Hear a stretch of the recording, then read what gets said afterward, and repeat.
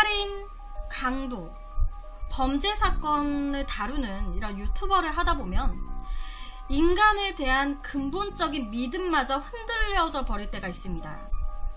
시치미를 뚝 떼고 눈썹 하나 깜짝하지 않으면서 거짓말을 해대는 피의자들이나 인간으로서 절대 상상하기도 힘든 일을 저질러 놓고선 희죽거리면서 마치 자랑하듯이 으쓱대는 범인들을 보면 피가 거꾸로 흐르는, 혹은 이 범인이 저지른 대로 똑같이 되갚아주고 싶은, 너도 한번 당해봐라, 당하면서도 웃음이 나오는지 보자 하면서 똑같이 되갚아주고 싶은 그런 마음까지 드는데요. 아마 저뿐만이 아니라 영상을 보시는 모든 분들이 다 같은 마음이지 않을까라고 생각을 합니다. 요새도 안 좋은 사건들이 터지고 있지만 1970년대에는 정말 잔혹한 사건들이 더더욱 많았었다고 합니다. 1950년대, 1960년대 이런 가난한 시절 때는 그저 먹고 살자고 저질렀을 법한 범죄가 사람들이 돈맛을 조금씩 알기 시작하면서 더더욱 진흥화, 그리고 계획화가 됐다고 하는데요. 그러니까 쉽게 얘기하면 더 잔혹해졌다라는 거겠죠. 사람을 토막내서 우편으로 붙이는가 하면 사체를 자기 집 마당에다가 묻어놓고 아무 일 없는 듯 사는 인면수심의 범죄까지. 1979년 가을, 분노와 공포의 도가니로 몰아넣은 골동품상 부부 및 운전사 살해 암매장 사건. 이 사건은 잔혹하고 엽기적인 사건 중 대표적인 사건으로 꼽히고 있습니다. 1979년 6월 20일 오후, 서울 인사동에 유명 골동품 상인 당시 38살의 정 사장과 34살이었던 부인, 그리고 당시 28살의 자가용 운전사 등 3명이 이 중개상한테 도자기를 사겠다며 집을 나간 뒤에 동시에 3명이 다 실종이 됐습니다. 먼저 정 사장은 질이 아주 좋은 2조 백자가 있다 라는 한 사람의 전화를 받고 가게를 나갔다고 하는데요. 그리고 시간이 조금 더 흘렀을 때 이제 이 정 사장이 부인한테 전화를 걸어서 돈 500만 원을 가지고 오도록 했는데 이후에 이 부부의 소식이 다 끊겨버렸어요. 그저 부인이 타고 갔던 차만 이튿날 마포구 망원동 근처에서 발견이 됐습니다. 처음 실종 신고를 받은 경찰은요, 이런 사건 식은 죽 먹기다, 골동품 거래를 둘러싸고 벌인 납치가 분명하다 보니까 암거래하는 몇 놈만 잡아갖고 그냥 족치면 금세 이 사건 범인 잡을 수 있을 거다 라면서 큰 소리를 쳤습니다. 이건 껌이다. 하지만 딱 거기까지였어요. 공언대로 이 경찰은 골동품 문화재 관련 전과자 혹은 중개상 등 이른바 부엉이 굴을 샅샅이 뒤졌고요. 먼지 한 점까지 다 털어봤습니다. 하지만 세 사람의 행방은 100일이 지나도록 그야말로 깜깜무소식이었어요. 어린이도 아닌 20대에서 30대 성인 사람들이, 그것도 한꺼번에 3명이나 실종이 돼가지고 아무도 소식을 모른다는 게 말이 되냐 지금. 경찰 뭐하고 있는 거냐. 언론은 매일같이 이 경찰의 수사를 비판했습니다. 처음에 이 사건을 우습게 봤던 경찰은요, 이거 진짜 잘못 수사하다가는 못될 수도 있겠다, 이거 보통 사건 아닌 것 같다 라는 생각이 들었던 건지 서울 시내에 전 경찰서 수사과장 그리고 형사계장을 다 모아가지고 강력반 회의를 잇따라 열면서 공조체계를 구축해 빨리 범인을 찾아라 라고 독촉했습니다. 빨리 잡아라, 정보 다 공유해라. 나중에 엉터리로 판명된 이 용의자의 몽타주도 만들어가지고 수십만 장을 배포했어요. 이 실종된 정 사장의 가족들도 적극적으로 나섰습니다. 현상금을 걸면 내가 범인에 대한 제보를 해줄게요 라고 누군가 전화를 걸어오니까 이 정 사장의 형부는요, 당시로는 거금인 1,000만 원을 내걸었습니다. 그 정도로 이 부부를 찾으려고 정말 가족들이 애를 쓴 거예요. 유치원과 그리고 초등학교를 다니던 이 정 사장 부부의 4명의 딸들은요, TV에 나와가지고 막 울먹이면서 제발 우리 아빠 엄마를 돌려주세요 라면서 애원을 하기도 했는데요. 실종이 된 지 석 달이 지나갈 때쯤에는 이 딸들의 일기장까지 공개가 되면서 국민들의 관심 그리고 도움을 호소했습니다. 이 큰딸은 일기장에서 밖에 지금 이렇게 비가 오는데 우리 아빠 엄마는 도대체 어디에서 뭘 하면서 계시는 거예요? 지금 이 비를 어디서 맞고 계신 거예요? 우리 아빠 엄마를 데려간 아저씨 제발 우리 아빠랑 엄마 좀 돌려주세요. 막내가 자꾸 엄마를 찾으면서 우는 바람에 우리 자식들 4명이 모두 끌어안고 엉엉 울었어요. 제발 좀 우리 엄마 아빠 돌려주세요 라고 적은 게 공개가 되면서 국민들이 모두 눈물을 흘렸습니다. 안타깝다고. 딸의 동급생들은요, 보도가 나간 뒤에 내자매의 부모 찾아주기 캠페인에 나서기도 했고요. 주한 미군 대사 부인도 이 골동품 가게에 찾아와가지고 아이들을 위로해줬어요. 정말 그야말로 이 사건은 전 국민의 관심사가 돼가지고요. 누구나 자고 일어나면 이 사건이 어떻게 됐는지, 이 부부가 돌아왔는지 이런 거를 물을 정도로 국민의 사건이 돼버린 거예요.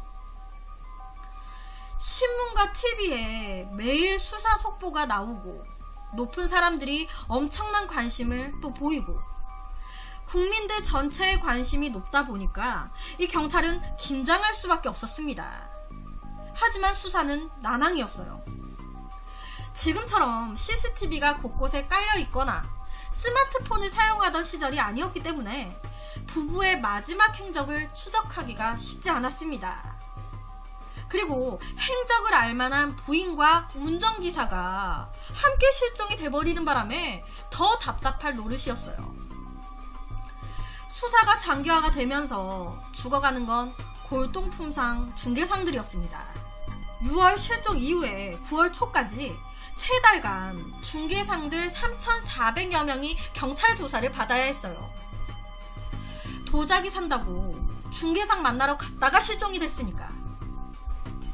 경찰은 애꿎은 골동품 업계만 때려잡고 있었던 건데, 그러던 어느 날 인천에서요, 이상한 제보가 하나 들어왔습니다. 내용은 제 사위가 공무원 중에 그 검찰 공무원이나 안기부 직원을 사칭하고 다니거든요. 뭔가 좀 이상해요. 제 딸이 자기가 연락이 안 되면 경찰에 신고해달라는 이상한 말도 했습니다. 지금 사이가 좀 뭔가 이상합니다. 수사팀 입장에서는 그냥 무시할 수도 있는 내용이었어요. 하지만 워낙 사건도 단서가 없다 보니까 미궁이었고, 그러다 보니까 지푸라기라도 잡는 심정으로 이 제보도 수사를 하게 되는데요. 이 제보 속의 사위라는 존재는 당시 38살의 박철웅이라는 남자. 그런데 이 남자 경찰들이 조사를 하다 보니까 사기와 공갈전과 오범이네, 범상치 않은 놈이네, 특수기관원 행세를 하고 다닌 적도 있고 전해에 교도소를 출소했고, 아니 수입도 없으면서 돈은 어디서 난 건지 막 쓰고 댕기네. 게다가 박철웅, 지난 6월경 이 정 사장 부부가 실종된 다음날 마포구 성산동 자기 집 마당에 땅을 파가지고 나무나 풀을 심는 조경공사를 했네. 갑자기 도시 집 정 가운데에 정원이라 나무를 심었다? 뭔가 고약한 썩은 내가 풍겨오는데 증거가 없네. 실종 100일째인 9월 27일 언론은요, 일제히 경찰의 수사 미진과 무능을 질타하기 시작했습니다. 경찰 뭐하냐 지금 3명이 실종됐다 수사하고 있는 건 맞냐. 그러다 보니까 다급해진 이 수사팀은요 더 이상 기다릴 수가 없었어요. 이에 당시 담당 경찰서에서는요 용의선상에 오른 모든 사람을 다시 샅샅이 캐보고 조금이라도 뭔가 이상한 게 보이면 바로 입건해서 수사해라 라는 지시를 내려보냈습니다. 처음 인천에서 들려왔었던 제보를 받은 뒤에 멀찌감치 미행하면서 단서를 잡으려 했던 이 박철웅도 경찰은 꼬투리를 탁 걸어가지고 그날 연행했어요. 뭔가 이상하면 무조건 다 체포해서 수사해라 라고 내려왔으니까 뭔가 이상하니까 딱 꼬투리 걸어갖고 데리고 온 거예요. 그리고 이때 당시 29살이었던 박철웅의 동거녀도 따로 잡아와가지고 별실에 앉혀놓고 수사를 진행했습니다. 먼저 박철웅한테 이 경찰들이 골동품 부부 실종 다음날 너 네 집 마당에 갑자기 조경공사 했더라? 그 왜 한 거야? 아, 그거는 그냥 내 집을 내가 고친 건데 뭐가 잘못됐습니까? 아니 뭐 아무 죄도 없는데 단순히 전과자라고 잡아들이는 거 이거 인권 침해 아니에요? 아니 나 이거 가만히 못 있어 지금. 오히려 박철웅은요 경찰들한테 따졌습니다. 이에 경찰은 처음부터 난감했어요. 왜? 증거가 없으니까. 하지만 이 동거녀가 진술하고 있었던 옆방에서는 상황이 달랐습니다. 동거녀는요 처음에 연행이 될 때부터 뭔가 말할 듯이 입술을 막 들썩들썩 거리다가 갑자기 막 흐느끼기 시작하는 거예요. 그리고 이걸 반복을 했습니다.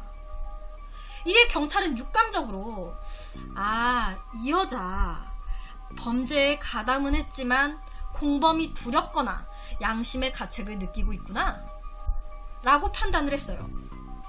그래서 단도직입적으로 이 동거녀한테 혹시 실종된 부부 본인들이 납치해서 죽인 거 아니야? 라고 묻고 들어갔습니다. 이에 동거녀는 몰라요. 저희가 안 죽였어요. 저 아무것도 몰라요. 라면서 부인을 했습니다. 하지만 그녀의 불안감은 극에 달한 듯이 매우 불안해하는 게 딱 봐도 티가 났어요. 뭔가 숨기고 있구나. 조금만 더 캐보고 캐보면 스스로 입을 열겠구나. 그렇게 신문하기를 3시간. 마침내 동거녀는 체념한 듯이 입을 열었습니다. 사실 난 죄가 없어요. 나는 아무것도 몰라요. 모두 그냥 박철웅이랑 그 동생이 한 일이에요. 난 아무것도 모른다고요. 경찰은 처음에 이 말을 듣고 긴가민가 했어요. 왜냐면 박철웅은 계속 옆방에서 아니다, 나 억울하다 하고 있는데 동거녀가 털어놓은 범행의 진술이 너무나 황당했기 때문이었습니다. 동거녀는요 자신은 죄가 없다라고 얘기를 하면서 이 박철웅이랑 그 동생이 단지 돈을 뜯어내려고 전혀 일면식이 없는 사람을 납치해 그날 차례대로 목을 졸라 죽인 뒤에 집 마당에 묻은 지 100일이 됐다라고 털어놓은 거예요. 옆에가 동생과 박철웅입니다. 나는 모른다. 2사람이 다 한 거다. 동거녀의 자백을 받은 그날 밤 12시가 넘어서 이 경찰은요 성삼동 박철웅의 집으로 가서 정원을 파내려가기 시작했습니다. 사람들의 눈을 피해서 증거를 확보하기 위함이었어요. 그렇게 얼마나 파내려갔을까. 28일 새벽 1시경에 삽 끝에 뭔가 물컹한 게 닿았습니다. 조금 더 파내려가자 금방 이 정 사장과 그리고 부인 그리고 28살이었던 운전기사 이씨의 이제 사체가 줄줄이 나왔어요. 거기까지만 확인한 뒤에 경찰은 현장을 보존하고 바로 철수를 했습니다. 왜냐면 잘못하다가 증거가 훼손되거나 잃어버릴 수 있기 때문에 결정적인 증거만 눈으로 확인한 후에 그냥 바로 나온 거예요. 그렇게 정확히 밝혀진 이 사건의 범행 동기 굉장히 단순했습니다. 범인 박철웅은요, 생산업체를 운영하던 중에 사업이 여의치 않아가지고 사채빚까지 지게 된 거예요. 이에 다른 업종으로 변경을 하고 사채빚을 갚기 위해서 필요한 자금 5천만 원을 구하기 위해 고심 중이었는데, 그렇게 고심하고 고심해서 생각해냈다는 게 바로 범죄를 저지르는 게 가장 빠르겠다라는 판단을 내린 거예요. 그렇게 고심하고 고심해서 내린 판단이, 범죄를 저지르자. 박철웅은요, 납치 및 몸감 요구로 가닥을 잡았고요. 대검 같은 흉기를 사놓는 등 치밀히 준비에 들어갔습니다. 5천만 원만 있으면 된다. 이거를 구하기 위해 범죄를 저지르자. 골동품상의 사장인 정 사장을 납치 대상으로 선정한 건 순전히 우연이었습니다. 우연이었어요. 어느 날 인사동 골동품 거리를 배회하다가 정 사장의 가게를 본 거예요. 근데 딱 봤는데 뭔가 있어 보여. 저 정도 규모의 골동품 상이면 내가 필요로 하는 자금을 조달할 수 있겠다라고 판단했고, 이에 1979년 6월 20일, 이때 당시에는 전화번호부라는 책이 있었어요. 그 전화번호부를 보면 모든 전화번호를 쉽게 확인할 수 있었잖아요. 그러다 보니까 이 전화번호부를 뒤져가지고 정 사장 가게로 전화를 걸었던 거예요. 그리고는 사장님, 저희가 희귀한 이조백자와 족자 등 시가 3억 원에 상당하는 골동품을 가지고 있는데 이걸 좀 팔고 싶어가지고 연락을 드렸어요 라고 거짓말을 하니까 이 정 사장은 매우 흥미로워하면서 그래요? 물건을 직접 보고 구매하고 싶은데? 라고 했고, 이에 박철웅은 정 사장을 만나서 물건이 지금 집에 있어서요, 저희 집에 같이 가시죠. 집에 가서 보여드릴게요 라면서 자신의 집으로 정 사장을 데리고 갔던 겁니다.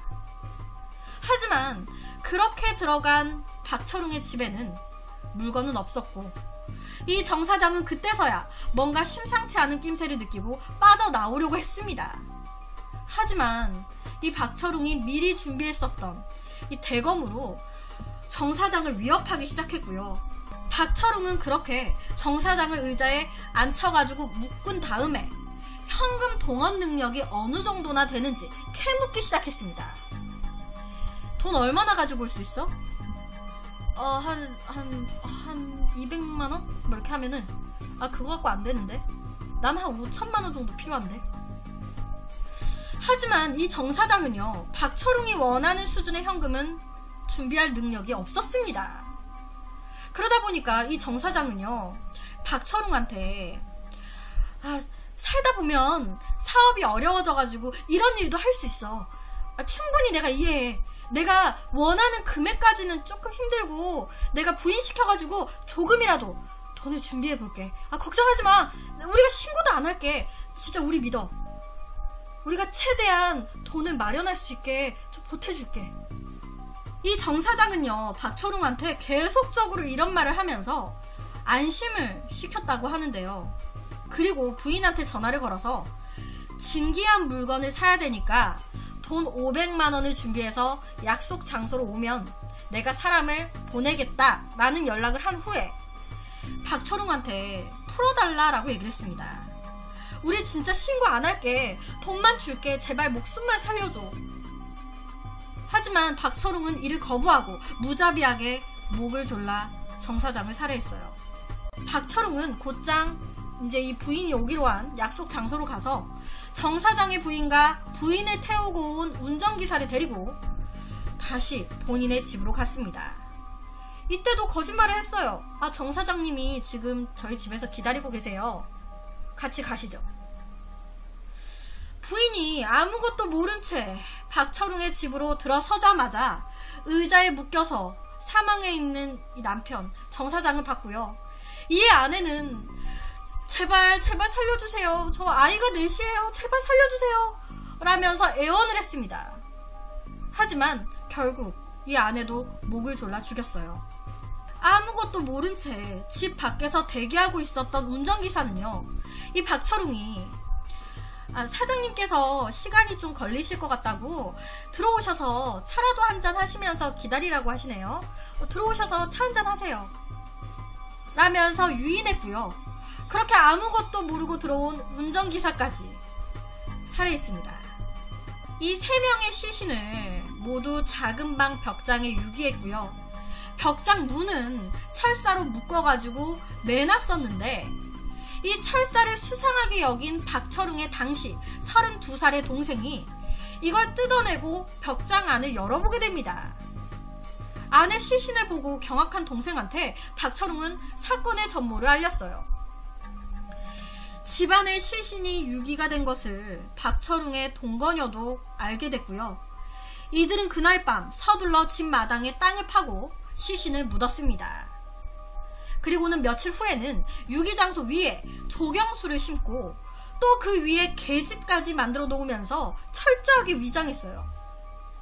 시신을 자기 집 마당에다 묻어놓고 자기네들은 그 집에서 자고 먹고 그러고 생활한 거예요. 무려 100일 동안. 주택가 한복판에서 이틀에 걸쳐 이런 암매장 사건이 일어났는데도 이웃 주민들은 아무도 그 사실을 몰랐습니다. 1979년 9월 28일 낮에 경찰이 범인 3명을 대동하고 현장에서 시체를 발굴할 때 주민들은 코를 싸맸고요. 그때서야 어쩐지 저 집에 조경이 어울리지 않았다거나 혹은 어떻게 사람을 3씩이나 죽이고 그 마당에다 묻어놓고 발 뻗고 잠을 자? 라고 얘기를 하면서 주민들은 그때서야 흥분을 했어요. 그러니까 몰랐으니까 솔직히 주민들 입장에서는 상상이나 했겠습니까? 주범 박철웅은요, 군에서 사체 처리반 근무를 했었다고 하고요. 그리고 제대 후에는 도축장에서도 일을 했었다고 해요. 사이코패스였던 것 같아요. 이 사건은 동거녀가 자기 친정에 가가지고 아무래도 같이 사는 박철웅이 뭔가 이상하다, 다른 여자가 있는 것 같고 뭔가 끔찍한 일을 저지른 것 같다라고 말한 것이 이 사건의 결정적인 단서가 됐습니다. 제가 앞서 말씀을 드렸지만 경찰들한테 범인 박철웅을 용의선상에 오르게 만들어준 첩보, 제보를 해준 사람은 이 동거녀의 아버지였습니다. 이 아버지가 경찰서로 전화해서 이 사위가 공무원 중 검찰 공무원이나 안기부 직원을 사칭하는 것 같다. 그리고 어떠한 짓을 한 것 같다. 내 딸이 갑자기 사라지면 신고를 해달라 하더라. 뭔가 이상하다라고 말을 해준 게 컸어요. 동거녀랑 박철웅은요, 혼인신고만 안 했을 뿐 사실혼 관계였습니다. 이때 동거녀가 친정에 갔던 건 이 박철웅이 동거하면서 다른 여자를 집에 끌어들여가지고 돈을 뜯어내려고 했던 거예요. 당연히 동거녀 입장에선 열받잖아요. 내가 버젓이 있는데 내 집에 다른 여자를 들여? 이 박철웅은요, 잘생긴 외모로 여자를 등쳐먹는데 특별한 수완이 있었던 남자였다고 합니다. 등을 기가 막히게 쳐먹었던 거예요. 체포된 후에 세상을 비웃으며 빈정거렸던 박철웅은 사건 발생 약 16개월 만인 1980년 10월 14일 사형 선고를 받았습니다. 그리고 사형 당하기 전에 안구를 기증했고요. 1982년 7월 22일 이제 처형이 됐어요. 박철웅은 조사 과정에서 3명 모두 죽일 이유가 있었냐? 라는 이 질문에 완전 범죄를 위해선 모두 다 죽일 수밖에 없었다라고 얘기를 했었다 하는데요. 또한 이 동거녀가 친정에 가서 말한 내용이 단서가 돼서 자기가 잡혔다는 것을 알았는지 이 박철웅이 동거녀 그것도 내가 뭔가 수상해가지고 죽여버리려고 했는데 진작에 내가 그거 죽여버렸어야 됐는데 라는 말을 했었다고 합니다. 되게 엽기적인 말을 한 거예요. 내가 그거 안 죽여가지고 내가 박철웅은 처음에는 납치부터 살해까지 모두 다 내가 한 일이고 시신 처리만 공범인 동생과 동거녀의 도움을 받았다라고 진술했습니다. 하지만 얼마 안 가가지고요, 또 같이 죽였다고 그렇게 얘기를 했다가 또다시 아니다, 나 혼자 했다, 그러다가 또 아니다, 또 같이 했다. 계속 말을 번복하면서 경찰을 당황시켰어요. 그래서 어쨌다고, 어떻게 했다고. 아, 내가 했나? 같이 했나? 아, 혼자 했나? 동생은 살해에도 일부 가담했지만 형의 강요가 있었음을 감안해서 무기징역을, 그리고 동건녀는 징역 3년을 선고받았습니다. 동생은요, 내가 왜 무기징역이냐고, 나는 살해 안 했다고, 난 시신을 발견해서 유기를 도왔을 뿐이라고, 살해에 관여하지 않았습니다 라고 주장하면서 항소했어요. 하지만 대법원은 개소리하지 말라고 끝내 기각하고 무기징역을 확정지었습니다. 대법원이 이렇게 생각한 결정적인 이유는요, 사건이 일어났었던 그 집에 한 방에 이제 사람을 묶어놓고 죽이고 있는데 동건녀 그리고 당시 동생, 이 두 사람은요, 이 방 바로 옆방 거실에 있었다고 합니다. 막 사건이 벌어지고 있을 때 두 사람은 바로 옆방 거실에 있었던 거예요. 70년대 주택에서 이런 소리를 못 들었다라는 건 말이 안 되는 거죠. 동생은 몰랐다, 나는 그저 시신을 발견했을 뿐이다 라고 하지만 한 방에서 살인이 일어나고 그랬는데 그 가까이 있었으면서 웃기지 마라 이거예요. 또 후일 이 박철웅의 수기에는요, 운전기사를 이 방 안에서 이렇게 딱 묶어놨을 때 이 동생이 이 박철웅한테 형, 저 사람만은 살려보내자 라고 하면서 울었다는 대목이 있다고 합니다. 이걸 보면 말 다 한 거죠. 분명히 가담했다. 이 사건은 연 인원 2만 명이 투입됐고요, 조사를 받은 사람만 4천여 명에 달했습니다. 후에 이 사건이 해결되면서 수사본부에 많은 형사들이 특진을 했다고 하는데요. 서울시경 국장은 이때 용의자로 몰렸던 골동품상과 중개상, 그리고 골동품 수집자 등 2천여 명에게 사과의 편지를 보냈다고 합니다.